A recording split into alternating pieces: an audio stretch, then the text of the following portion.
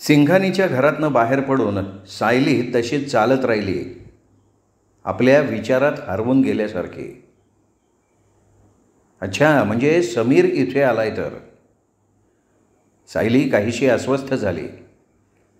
नकळत तिच्या मनात आलं, तो पुन्हा आपल्याला भेटला तर. आणि समजा भेटला तर आपण त्याच्याशी काय बोलणार. विचारांच्या तंद्रीतच सायलीने रिस्टवॉचमध्ये बघितलं. 2 वाजले होते. 4च्या सुमाराला रोहन सिंघानीच्या फ्लॅटवर येणार होता. मग तिथून ते दोघं क्लबमध्ये जाणार होते. मधले हे 2 तास काय करायचं हे तिच्या लक्षात येत नव्हतं. पुन्हा सिंघानीच्या फ्लॅटवर जाऊन त्या बायकांच्या तडाख्यात सापडायची तिची अजिबात इच्छा नव्हती. याच विचारात ती तशीच चालत राहिली. फॅक्टरीच्या गेटवर गेटकीपर उभा होता, पण तो तिला आता ओळखत होता. त्यामुळे गेटमधनं बाहेर पडताना त्यांनी तिला कसलंही प्रश्न नाही विचारले. दुपारची वेळ असल्यानं रस्ता जवळजवळ निर्मनुष्य होता. त्यामुळे आपल्याच विचारात हरवून सायली चालत राहिली. मध्येच एक सरळ रस्ता सोडून ती एका छोट्याशा रस्त्याकडे वळली. त्या रस्त्यानं ती थोडी आत गेली. दूरवर तिला एका छोट्याशा बंगल्यासारखं घर दिसलं. रस्त्यातच उभं राहून ती काहीशा आश्चर्यानं त्या बंगल्याकडे बघायला लागली. कोणाचा असावा हा बंगला? तो बंगला मोकळाच असावा का कोणी तिथे राहत असावं? सायली समोरच्या बंगल्याकडे बघण्यात ती एवढी तल्लीन होऊन गेली होती की आपल्या मागे येऊन थांबलेल्या कारचा आवाजही तिला ऐकू आला नव्हता. पण आपल्या नावाचा उल्लेख कानावर पडताच ती एकदम दचकली. पायाला स्प्रिंग लावल्यासारखी ती गरकन वळली. समोर समीर सोहनी तिच्याकडे बघत हसत उभा होता. तुम्ही? अहो मीच. घाबरलीस का काय? तुम्ही केव्हा आलात? त्याच्या बोलण्याकडे दुर्लक्ष करत तिने विचारलं. आत्ता? एवढ्यात? माझ्या म्हणण्याचा अर्थ आहे मुंबईहून तुम्ही केव्हा आलात? का? मी इथे आल्याचं तुला माहिती नाही आहे? त्याने तिच्या चेहऱ्यावर नजर रोखत उलट विचारलं. मला कसं माहिती असणार ते? त्यात अवघड काय आहे? जेव्हा कधीही मी इथे येतो माझ्या येण्याची बातमी वाऱ्यासारखी सगळीकडे पसरते. हो, हां, म्हणूनच मी आल्याचं तुला समजलं असणार याची मला खात्री आहे. तो समोर जो बंगला दिसतोय तो बंगलाच आहे? सायलीनं विषय बदलत विचारलं. अर्थातच. कुणाचा बंगला आहे हा? माझा. तो शांत स्वरात म्हणाला. तुमचा? सायलीने आश्चर्यानं त्याच्याकडे बघितलं. का? असू शकत नाही. नाही तसं नाही, पण एवढ्या निर्जन एका बाजूला असलेल्या ठिकाणी तुम्ही राहता हे थोडंसं विचित्र वाटतंय. चे ग, विचित्र कसलं? तुझ्यासारख्या भोळ्या भाबड्या मुलींना फसवून त्यांची इज्जत वगैरे लुटण्यासाठी तर हा बंगला मी या निर्जन ठिकाणी घेतला आहे. तो काहीसा उपरोधिक स्वरात म्हणाला. माझ्या म्हणण्याचा तो अर्थ नव्हता. सायली काहीशा ओशाळलेल्या स्वरात म्हणाली. नाही, काही हरकत नाही. मला तुझ्या विचारण्याचा राग आलेला नाही आहे. मला केवळ एवढंच म्हणायचं होतं की माणूस सगळ्याच गोष्टी वाईट हेतूनं करत नसतो. मी ह्या बाजूला आली आहे हे तुम्हाला कसं समजलं? सायलीने परत विषय बदलला. तू घरात नसल्याचं मिसेस सिंघानीनं सांगितलं आणि गेटकीपरनं मला दिशा दाखवली. म्हणजे तुम्ही सिंघानीच्या फ्लॅटवर गेला होतात? हो. काय? तू व्यवस्थित इथे पोचलीस का नाही ते पाहण्यासाठी. मग हे तुम्ही रोहनला सुद्धा विचारू शकत होतात ना?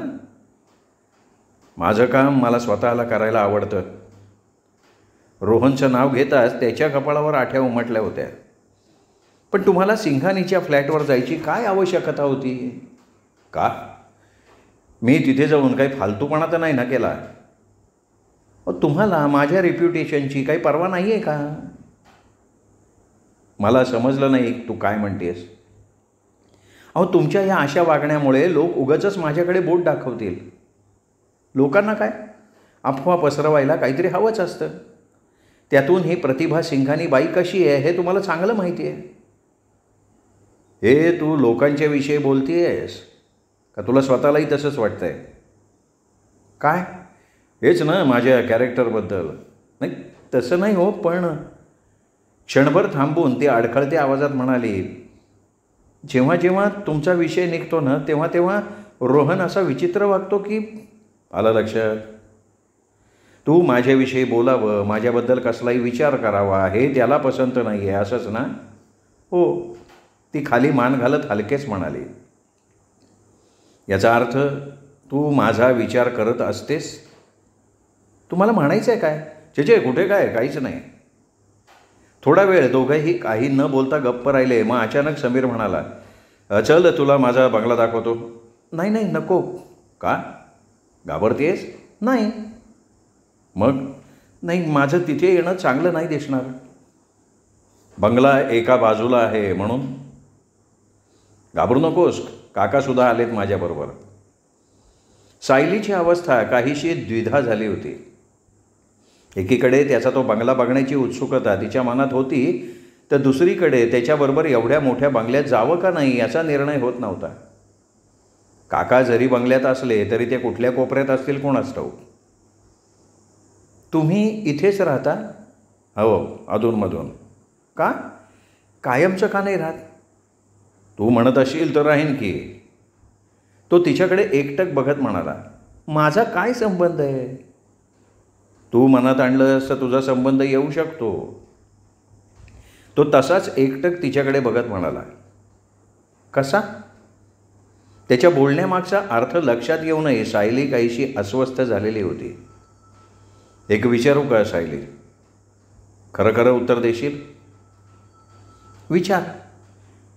माझ्याविषयी तुला वाटणारं आकर्षण तू नाकबूल का करतेस? काय काय काय काय काय म्हणायचं आहे तुम्हाला? त्याच्या त्या स्पष्ट बोलण्यानं सायली एकदम गडबडली होती. हे बघ, मला काय म्हणायचं आहे ते तुला समजलं आहे सायली. तुम्ही बऱ्याचशा गोष्टींना गृहीत धरून चालता. उदाहरणार्थ तुमच्याविषयी वाटणारं आकर्षण. माझं जजमेंट चुकीचं आहे हे तू सिद्ध करू शकतेस. कसं काय? माझ्याबरोबर बंगल्यावर यायचं, संध्याकाळचा चहा माझ्याबरोबर घ्यायचा.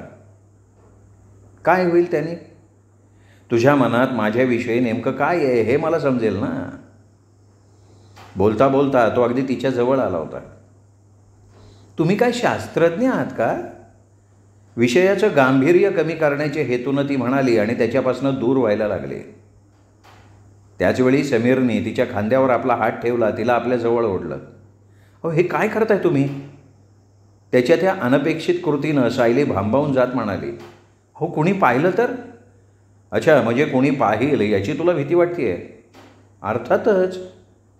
त्याला काय म्हणायचं आहे हे न समजून सायली म्हणाली होती. याचा अर्थ तुला अशा प्रकारे मी मिठीत घेतल्याबद्दल तुझी स्वतःची काही तक्रार नाही आहे? क्षणभर ती डोळे विस्फारून त्याच्याकडे बघत राहिली. मग त्याच्या बोलण्यात काही तथ्य नाही आहे हे दाखवण्यासाठी त्याच्या छातीवर हात ठेवून त्याला दूर ढकलत म्हणाली, प्लीज समीर, माझं लग्न दुसऱ्याबरोबर ठरलं आहे. अभिनंदन. तो काहीशा चेष्टेच्या सुरात म्हणाला. त्याचबरोबर त्याची तिच्या भोवतीची मिठी आणखीन घट्ट होत होती. अहो, कुणी पाहिल? तिने घुसमटलेल्या आवाजात बोलायचा प्रयत्न केला. कुणीही बघणार नाही. आपण एकदम सुरक्षित आहोत. हा भाग माझ्या मालकीचा आहे. समीर, मला सोडा. तुम्ही मला सोडा, नाही तर मी ओरडीन. ओरड. सायली काहीशी हताश झाल्यासारखी झाली. शेवटचा प्रयत्न म्हणून म्हणाली, समीर, रोहनला हे समजलं तर त्याला फार वाईट वाटेल. त्याला समजलं तर ना? म्हणजे तू जाऊन सांगणार आहेस का त्याला? अर्थात. आणि हे समजल्यावर तो तुझ्याशी लग्न करेल असं तुला वाटतंय? काय म्हणायचं आहे काय तुम्हाला? आता मात्र ती चांगलीच भयभीत झाली होती.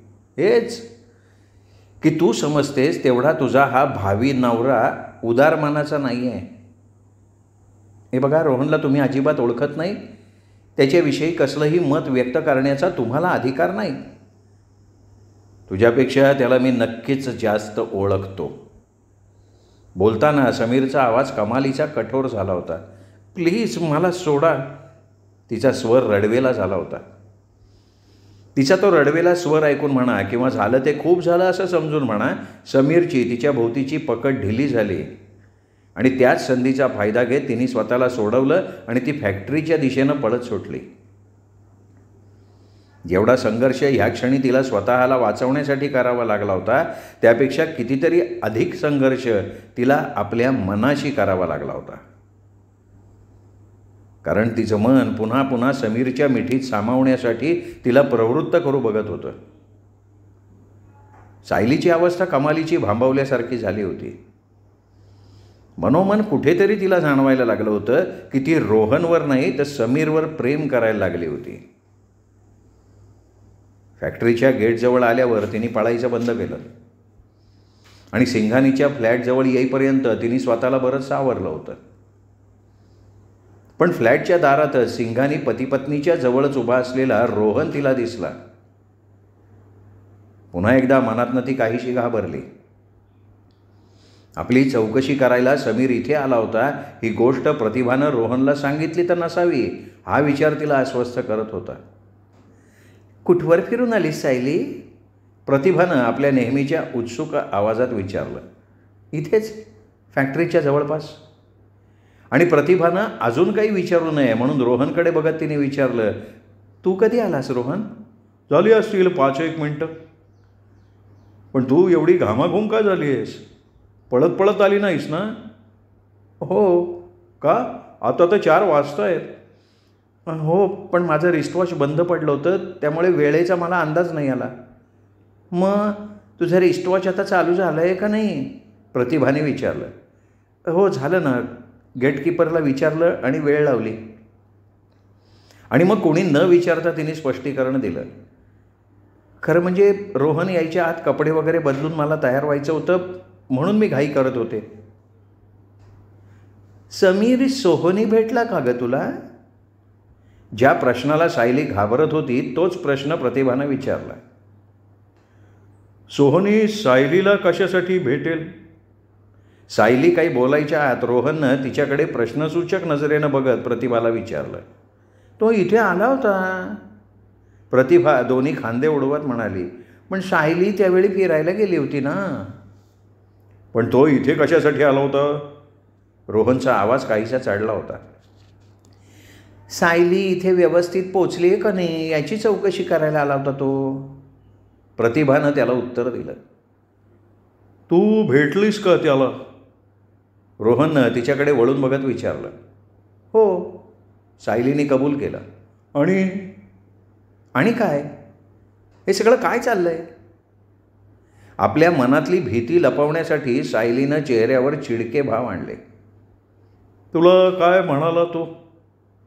थांबून तुझ्याशी काहीतरी बोलला असेलच ना तो? रोहनच्या कपाळावर आठ्या पडल्या होत्या. बोलला. आणि आत्ता प्रतिभाताई म्हणाल्या तशा तो फक्त मी सुखरूप इथे पोचले का नाही एवढंच जाणून घेण्यासाठी आलेला होता. सायली, तुला काय मला इथे चेष्टेचा विषय बनवायचा आहे का? रोहनने चिडून विचारलं. म्हणजे? अगं, ही गोष्ट जर लोकांना समजली तर त्यातनं लोक काय अर्थ काढतील माहिती आहे? कोणती गोष्ट हो? कमरेवर हात ठेवत सायलीनं काहीशा चढ्या आवाजात विचारलं. हेच ना की सोहनी तुला शोधत इथे आला होता. ओह गॉड, तुलाही नेमकं आजच फिरायला जायचं सुचलं सायली? रोहन, सायलीलाही आता स्वतःवर संयम ठेवणं अवघड जात होतं. ती काहीशा तीक्ष्ण आवाजात म्हणाली, तू काय बोलतोयस हे तुला तरी कळतंय का रे?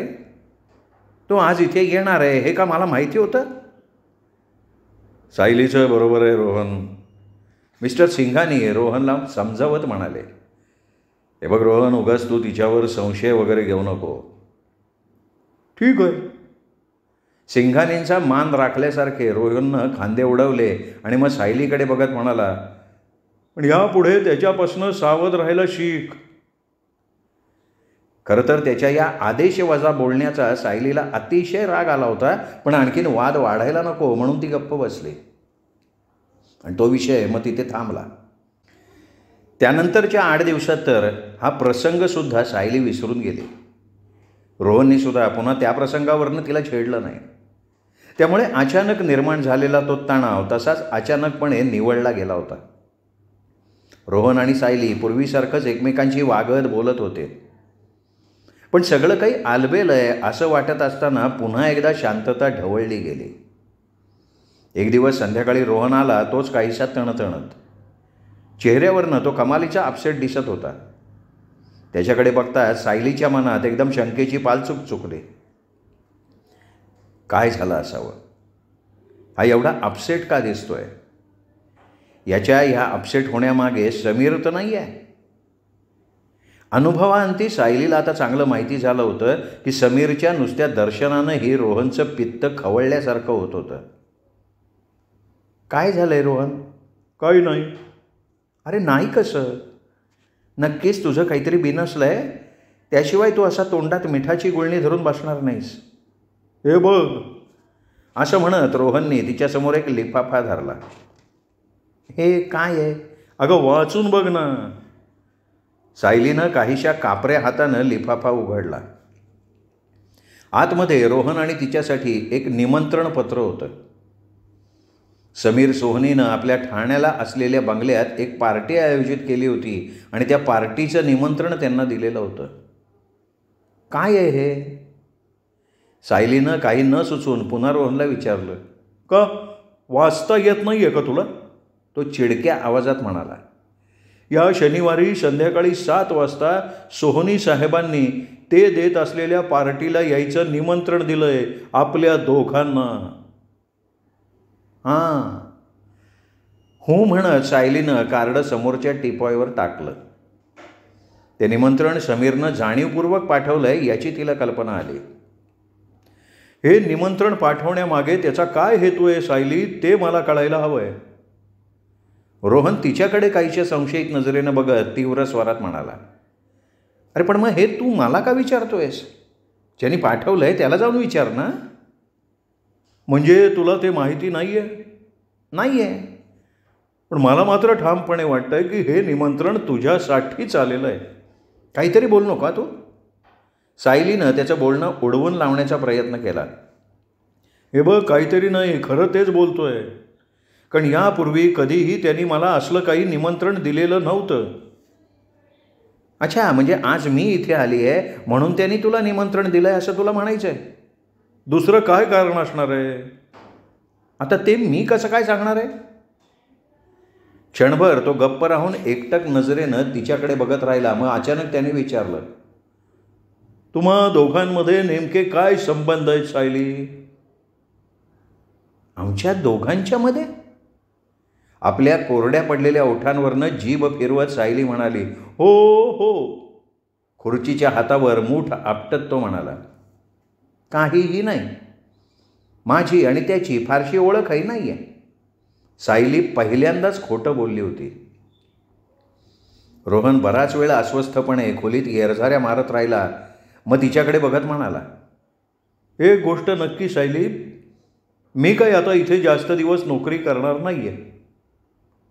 रोहन, ती हलक्या आवाजात म्हणाली. अरे त्याने निमंत्रण दिलं म्हणजे आपण जायलाच हवं असं थोडंच आहे. आपण गेलोच नाही तर? नाही नाही सायली, आपल्याला तसं नाही करता येणार. अगं का बरं?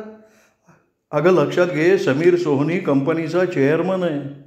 त्याचं निमंत्रण टाळणं म्हणजे एक प्रकारे त्याचा अपमान केल्यासारखं आहे. अगं अरे पण मी तुला विचारलं होतं तेव्हा तर तू म्हणाला होतास की तो तुझा बॉस नाही आहे. मग एका अर्थी ते खरंच आहे गं.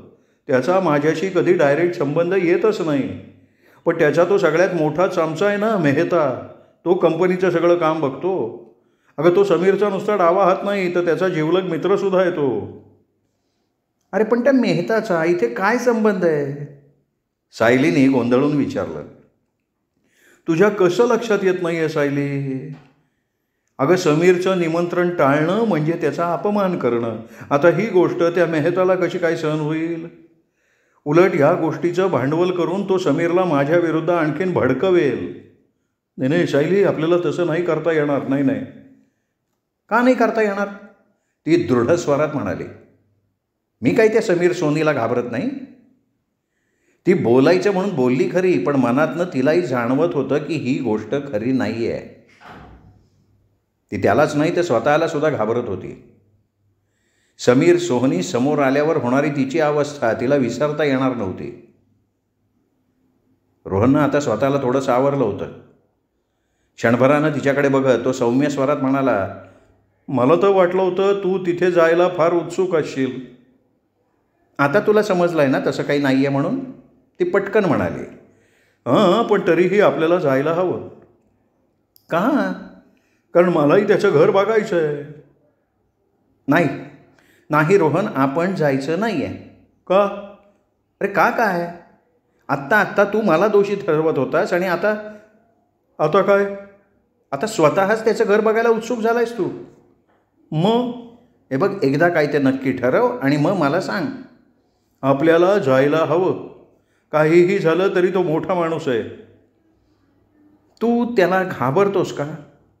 नाही. मग जाऊ दे ना. जाणं भाग आहे म्हटल्यावर त्याच्यावर आणखीन वाद घालण्यात काय अर्थ आहे? एवढं बोलून रोहन एकदम गप्प झाला, जणू हा विषय त्याच्यासाठी आता थांबला. सायली मात्र मनातनं कमालीची बेचैन झाली होती. तिची कितीही इच्छा नसली तरी रोहनबरोबर जाणं आता तिला क्रमप्राप्त होतं. तिला यावंच लागेल ही गोष्ट कदाचित समीरलाही चांगली माहिती होती, म्हणून तर त्यांनी हे निमंत्रण पाठवलेलं होतं. पण हे सगळं तो का करत होता? कशासाठी करत होता? त्या रात्री सायलीचं जेवणाकडे फारसं लक्ष नव्हतं. तिच्या डोक्यात विचारांचं मोहोळ उठलं होतं. पहिल्यांदा रोहनचं तिथे जावं लागणार म्हणून चिडचिड करणं, मग स्वतः जायची उत्सुकता दाखवणं, या सगळ्या गोष्टींनी ती कमालीची अस्वस्थ झाली होती. आणि त्यातच रोहन बरोबर असताना समीरचा सामना आपण कसा करणार या विचारांनी तिला आणखीन बेचैन करून टाकलेलं होतं. श्रोते हो, हा होता सुरेश वैद्य लिखित सायली या कादंबरीचा 5वा भाग. 6वा भाग उद्या. तोपर्यंत नमस्कार.